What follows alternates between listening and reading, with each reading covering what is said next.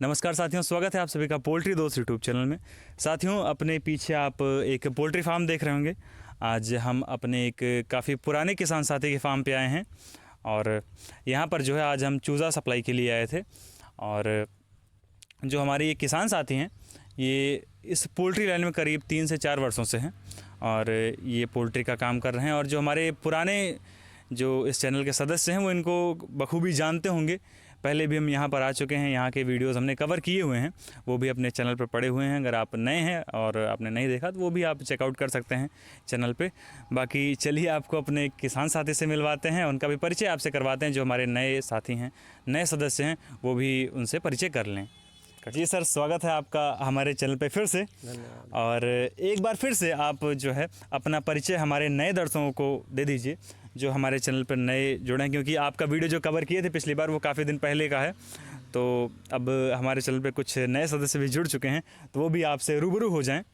विवेक सिंह, मेरा नाम विवेक सिंह है। जी जी, बहादुर से अमेठी यूपी से हैं। जी, तो विवेक जी आप ये फार्म कितने दिनों से चला रहे हैं सोनाली फार्मिंग में? 3 साल के ऊपर हो गया है, चौथा साल चल रहा है। जी, मतलब आप 3 साल से ये फार्मिंग कर रहे हैं, आपका ये चौथा साल चल रहा है? चौथा साल है, सोनाली का ही है। जी जी, सोनाली का ही आप प्योर पूरा काम करते हैं। जो आज का ये वीडियो है ये स्पेशली उन किसान साथियों के लिए है जो ये फार्मिंग स्टार्ट करना चाहते हैं, सोनाली फार्मिंग। क्योंकि जैसे कि कमेंट के माध्यम से और फ़ोन के माध्यम से हमारे पास यही मेनली ज़्यादा क्वेरीज आती हैं कि भैया 500-1000 बर्ड्स को तैयार करने में हमारा कितना खर्चा आ जाता है। क्योंकि जो भी नए किसान साथी ये स्टार्ट करना चाहते हैं उनको ये जानकारी उनके लिए बहुत ही ज़रूरी होती है। बिल्कुल, क्योंकि बिना अर्थ के कुछ संभव नहीं है, व्यापार भी संभव नहीं है, इसलिए ये ज़्यादा आवश्यक हो जाता है। तो आज की वीडियो में पूरा यही चीज़ें कवर होंगी। और जैसा कि हमारे विवेक जी को लगभग 3-3.5 वर्षों का इसमें एक्सपीरियंस है, तो वो ये जो है आपको ज़्यादा बेहतर तरीके से समझा पाएंगे। क्योंकि जैसे कि अभी ये हमारे युवा किसान साथी हैं और प्रॉपर पढ़ाई लिखाई करने के बाद ये इसमें आए हैं, तो जो इनका मैथमेटिकल पर्सपेक्टिव है इसके सोनाली के फार्मिंग के प्रति, ये इनका काफ़ी स्ट्रांग है। ये इस पे ज़्यादा ध्यान देते हैं क्योंकि हमारा संबंध इनसे लगभग 3 वर्षों से है, तो हम इनके बारे में बखूबी पूरा जानते हैं।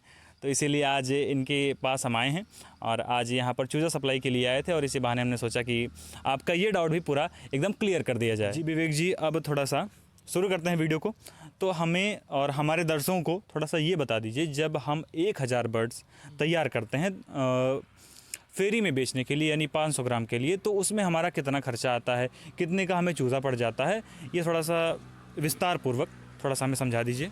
चूजे का रेट लगभग फिक्स नहीं रहता, जैसे कभी 28 से लेके 30-32 तक रहता है। जी, आपको बता दें कि 27 से लेके 32 के बीच में फ्लक्चुएट करता है, तो एक एवरेज लगभग 30 पकड़ के चलना चाहिए। जी जी, 30 अगर हम मान के चलें तो 1000 बर्ड का हमें करीब 30,000 रुपये, 30,000 रुपये सिर्फ ये चूजे का प्राइस है। और सर इसमें फिर फीड का कितना कंपोजिशन रहता है, कितना हमें फीड रेट का 500 ग्राम तक का लगभग 1.5 kg जी जी पर बर्ड, 1.5 kg पर बर्ड खा के ये जो है लगभग 500 ग्राम के ये कंप्लीट हो जाते हैं। यानी कि 500 ग्राम का मतलब है आपका ये फेरी में उठने के लिए 1000 बच्चे लगभग 30 बोरी दाना। जी जी, 30 बोरी।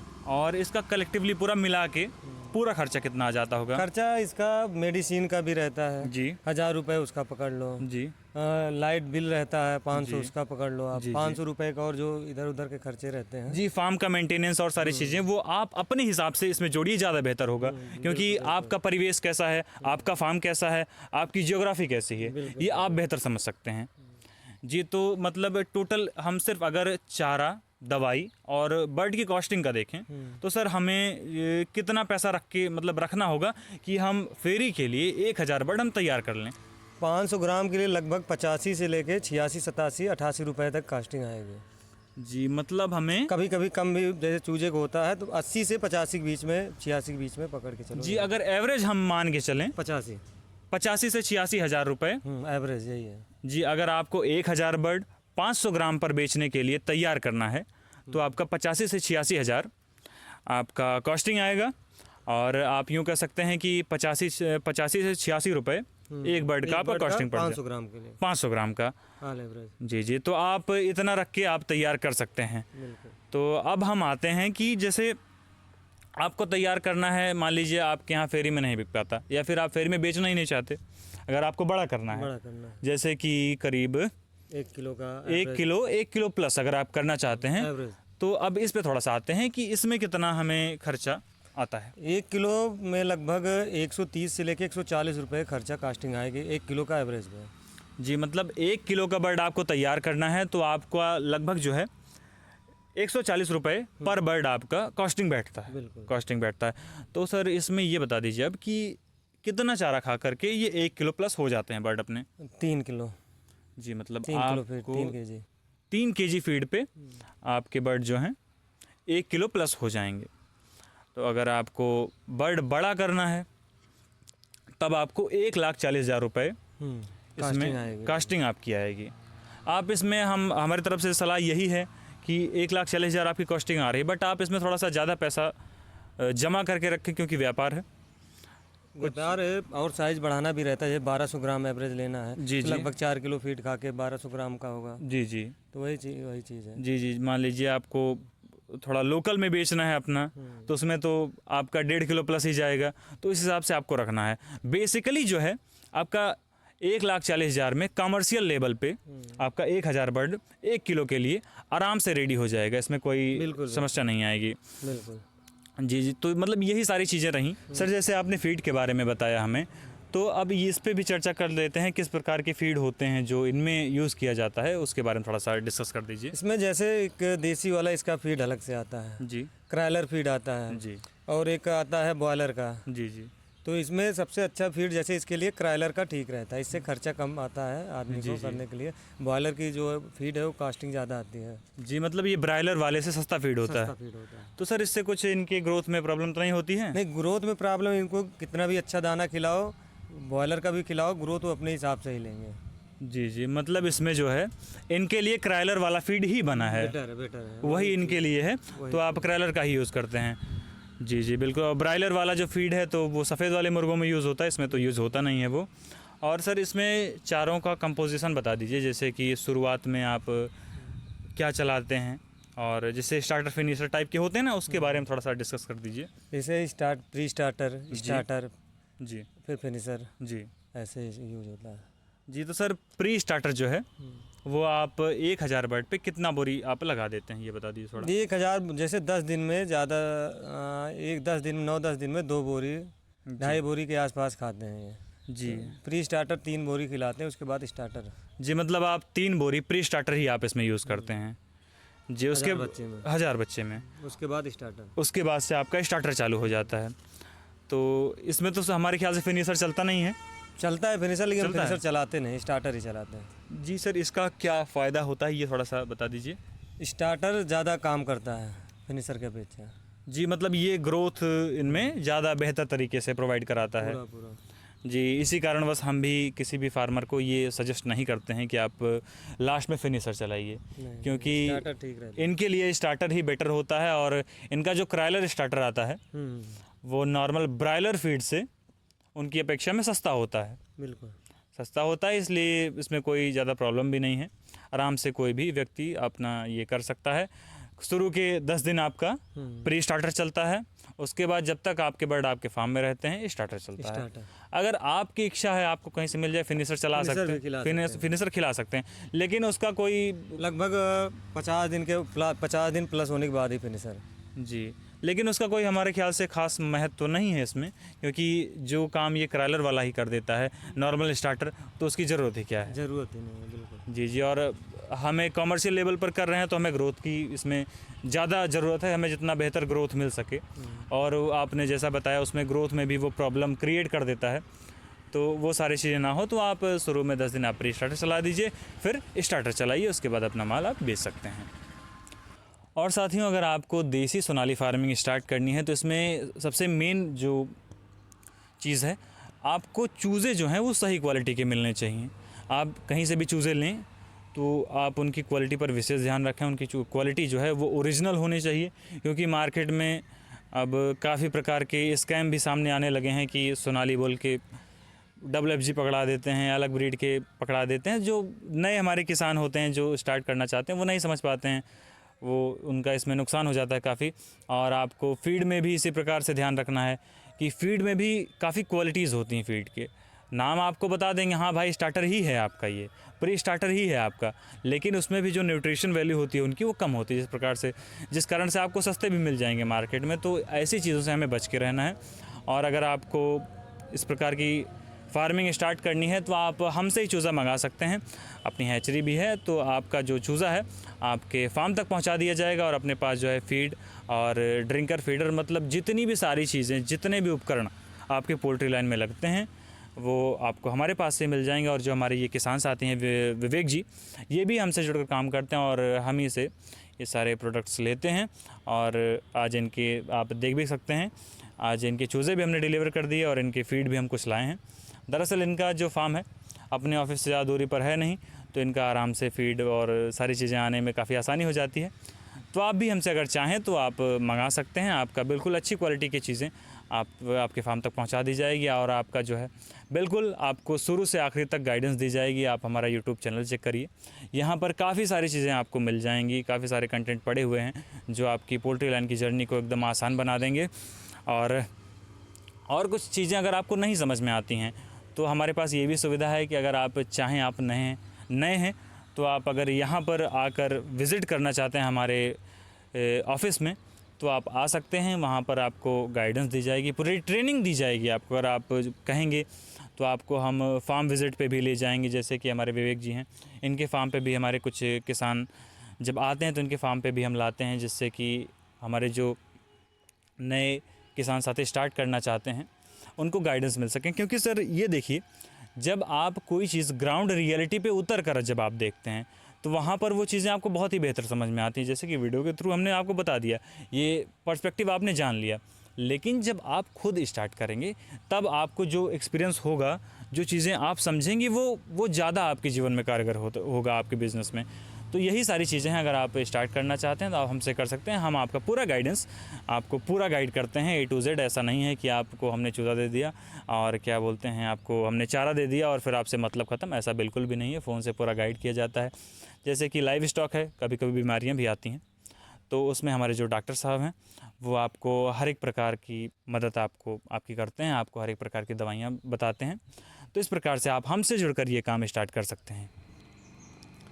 चलिए, ये सारी चीज़ें तो हो गई तैयारी के बारे में कि आपको बर्ड तैयार करने में कितना खर्चा आता है। और चलिए अभी सर के फार्म के अंदर आपको ले चलते हैं और वहाँ की व्यवस्थाएं दिखाते हैं, किस प्रकार से सर मैनेजमेंट करते हैं यहाँ का, इनको मैनेजमेंट का खर्चा कितना आ जाता है और जो बेसिक दवाइयाँ कितने की पड़ जाती हैं और किस प्रकार से व्यवस्थाएं होती हैं। क्योंकि ये सारी चीज़ें बहुत माइन्यूट होती हैं, लोग इस पे अगर नए जो हैं वो अगर ध्यान नहीं देते हैं तो इस कारण से उनका नुकसान भी हो सकता है। क्योंकि लाइव स्टॉक है, आपको इन सब चीज़ों का विशेष कर ध्यान रखना होता है। तो चलिए आपको फार्म के अंदर ले चलते हैं, फिर वहाँ का दृश्य आपको दिखाते हैं, वहाँ पर थोड़ी उस विषय में भी बातचीत करते हैं। अभी हम लोग फार्म के अंदर आ चुके हैं और अपने पीछे आप जो है ये चूज़े देख सकते हैं जो अभी हम यहाँ पर लेके आए हैं। ये टोटल 1000 चूज़े हैं। और सर थोड़ा सा आप हमें बता दीजिए ब्रूडिंग के बारे में। जैसे सर्दियों की ब्रूडिंग तो काफ़ी कॉम्प्लिकेटेड हो जाती है काफ़ी लोगों के लिए, अगर एक बार उसे भी मास्टर कर लिया जाए तो कोई बड़ी बात नहीं, लेकिन फिर भी नए लोगों के लिए थोड़ी दिक्कत होती है।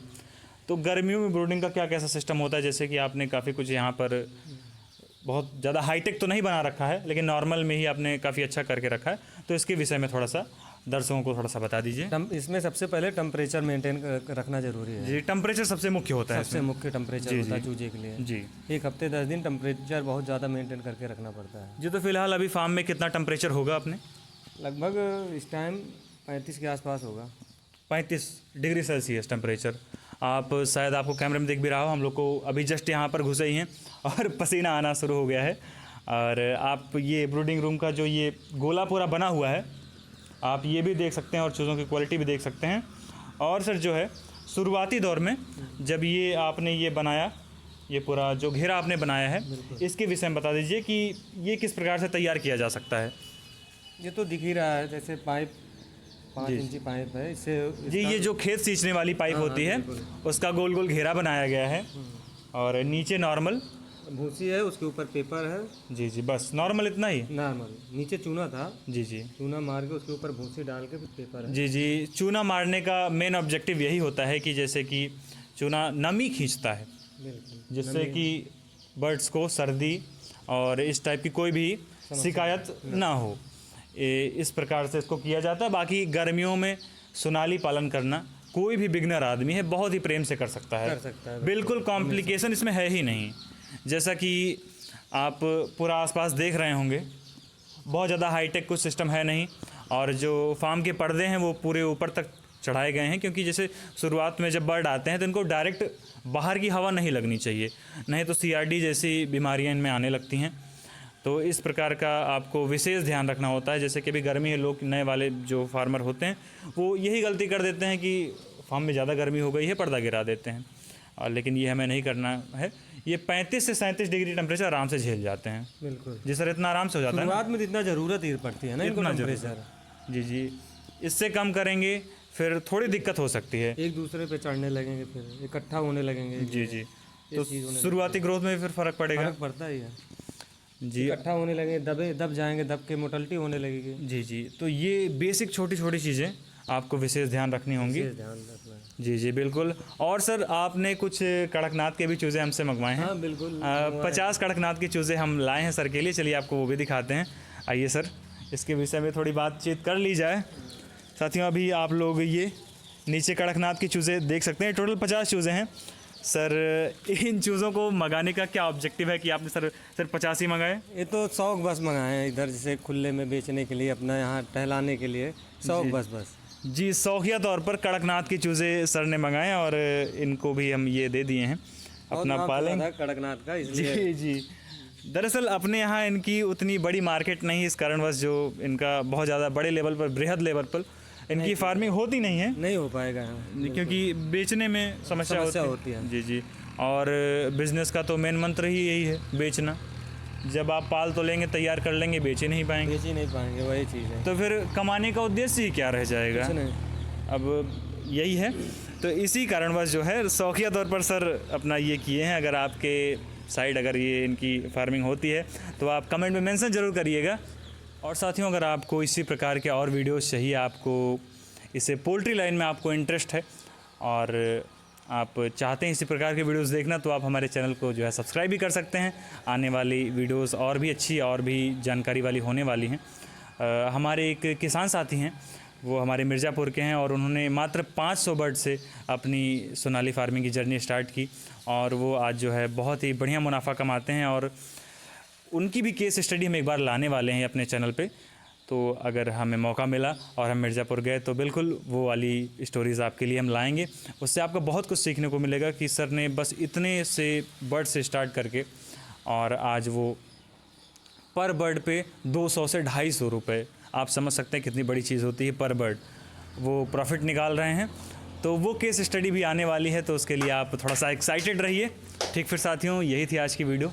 मिलते हैं किसी और वीडियो में, तब तक के लिए जय हिंद, जय भारत।